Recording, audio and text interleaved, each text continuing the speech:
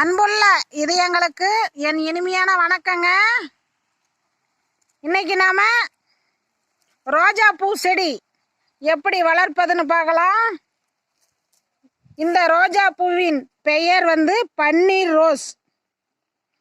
பாருங்க எவ்வளோ அழகா இருக்குது.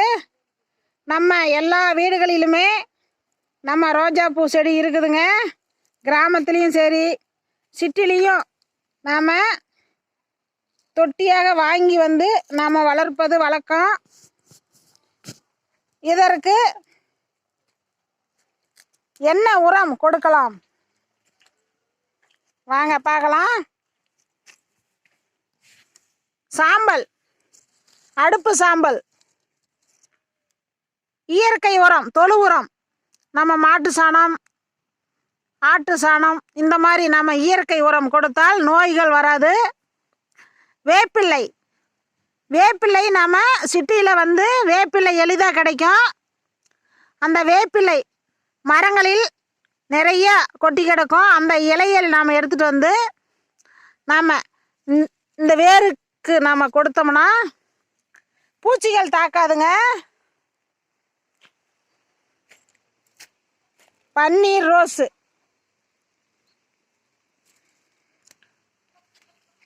நாம் காய்கறிகள் சமையலுக்கு யூஸ் பண்ணுவோம். அதனுடைய தோல்கள் அதை குப்பையாக நாம் சேகரித்து கோழி முட்டை கூட இதெல்லாம் அந்த ஓடுகள் கூட குப்பையாக பயன்படுத்தலாம். செடி நல்லா ஆரோக்கியமாக வளருங்க.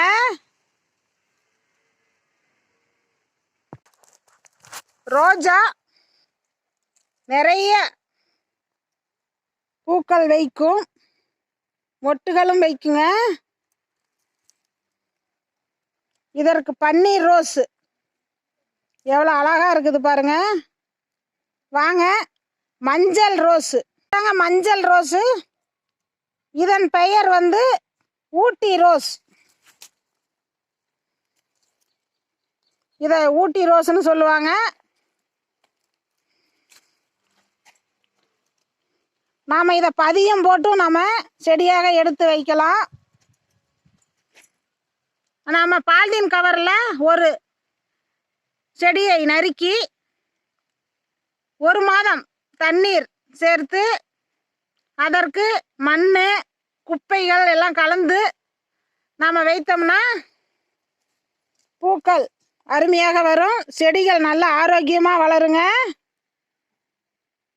நீங்கள் முயற்சி பண்ணி பாருங்கள். நன்றிங்க.